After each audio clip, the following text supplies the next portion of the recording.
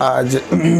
15 اگست یعنی ہمارے ملک کی آزادی کی تاریخ ہے، اور ان موقعوں سے آزادی ہند کی تاریخ بیان کی جاتی ہے، اور عام طور سے یہ سمجھا جاتا ہے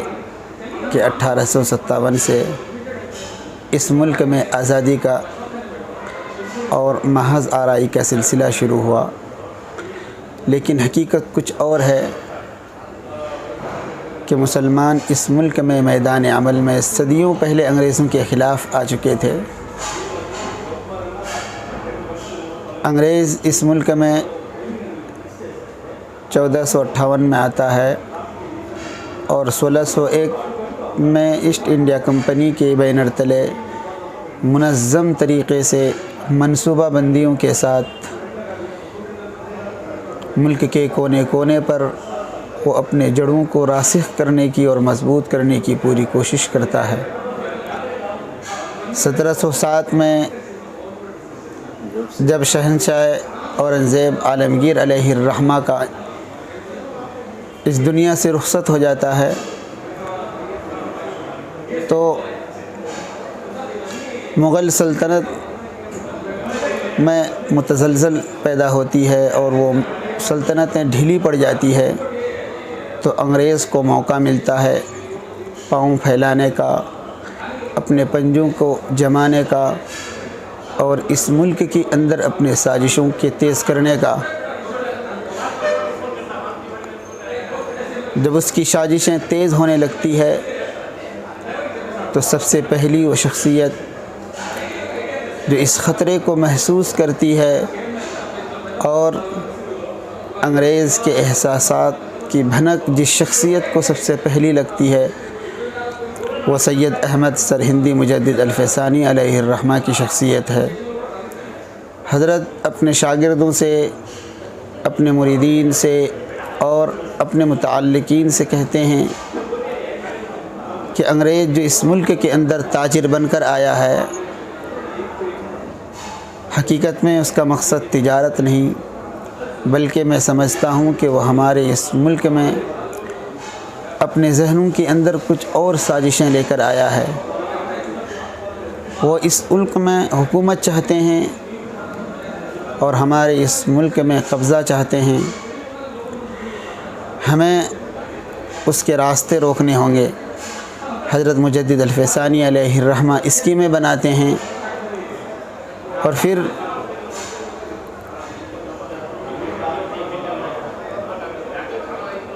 آپ کا یہ خواب شرمندہ تعبیر نہیں ہو پاتا کہ آپ دنیا سے چلے جاتے ہیں، لیکن آپ کا یہ دلی جذبہ اور آپ کی یہ فکر آپ کے شاگردوں میں منتقل ہوتی ہے، اور منتقل ہوتے ہوتے حضرت شاہ ولی اللہ محدث دہلوی علیہ الرحمہ کے حصے میں آتی ہے۔ حضرت شاہ صاحب اسی فکر کے ساتھ اس ملک کے اندر زندگی گزارتے ہیں، دوسرے ممالک کا یہاں سے سفر کرتے ہیں اور انگریز کے خلاف محاذ بنانے کی کوشش کرتے ہیں، لیکن حضرت کا بھی یہ خواب شرمندہ تعبیر نہیں ہو پاتا کہ آپ دنیا سے رخصت ہو جاتے ہیں۔ پھر اس کے بعد آپ کے لائق اور فائق فرزند حضرت شاہ عبدالعزیز محدث دہلوی علیہ الرحمہ، آپ کے ہاتھ میں کمان آتی ہے اور آپ اس سلسلے کو وہیں سے آگے بڑھاتے ہیں جہاں سے آپ کے بزرگوار والد محترم حضرت شاہ ولی اللہ محدث دہلوی علیہ الرحمہ چھوڑ کے گئے تھے، اور حضرت شاہ عبدالعزیز محدث دہلوی علیہ الرحمہ لوگوں میں بیداری لاتے ہیں، انگریز کے خلاف لوگوں میں نفرت پیدا کرنے کی کوشش کرتے ہیں، لوگوں کو بتاتے ہیں کہ یہ ہمارے خیر خواہ نہیں ہیں، بلکہ یہ ہمارے ملک میں کو قبضہ کرنا چاہتے ہیں، ہم سے ہماری آزادی کو چھیننا چاہتے ہیں اور ہماری تشخص اور تہذیب کو ختم کرنا چاہتے ہیں۔ حضرت شاہ عبدالعزیز محدث دہلوی علیہ الرحمہ لوگوں میں اس طرح کی بیداری لاتے ہیں، یہاں تک کہ 1803 میں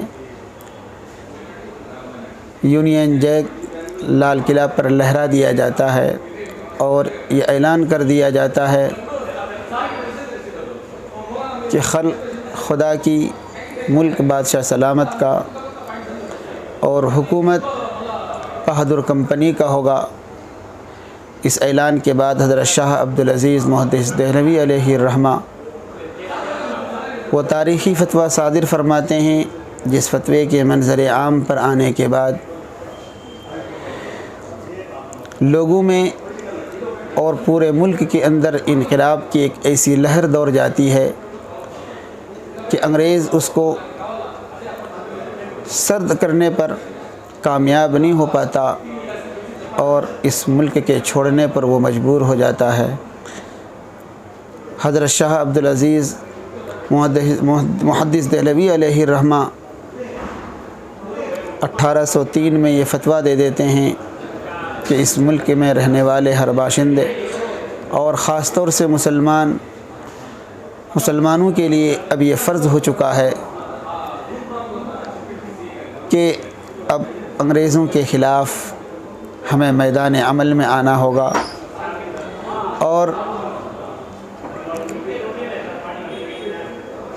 انگریز کے خلاف ہتھیار اٹھانے ہوں گے، اور ملک کے ہر باشندے کے لیے ضروری ہوگا کہ وہ مشترکہ طور پر اور پورے طبقے کے لوگ مل کر میدان عمل میں آئیں اور انگریز کے خلاف محاذ آرائی کا سلسلہ شروع کریں۔ چنانچہ ہمارے اکابرین کی یہ مختصر تاریخ جو ہمیں یہ بتاتی ہے کہ اس ملک کی آزادی میں ہمارے اکابرین کا اور ہمارے بزرگوں کا بڑا یوگدان رہا ہے، اور انہوں نے بڑی قربانیاں پیش کی ہے۔ ہمارے اکابرین کی قربانیوں سے ہی یہ ملک آزاد ہوا ہے، اور آج ہم آزادی کا اس ملک کے اندر سانس لے رہے ہیں۔ ہمیں چاہیے کہ ہم خود بھی اور اپنے نسلوں کو بھی اپنے اکابرین کی قربانیوں کو بتائیں، تاکہ ہماری آنے والی نسلوں کو پتہ چلے کہ ہمارے اکابرین نے اس ملک کے اندر کیسی محنتیں کی ہیں اور کیا کیا قربانیاں پیش کی ہیں۔ اللہ ہم سب کو عمل کی توفیق عطا فرمائے۔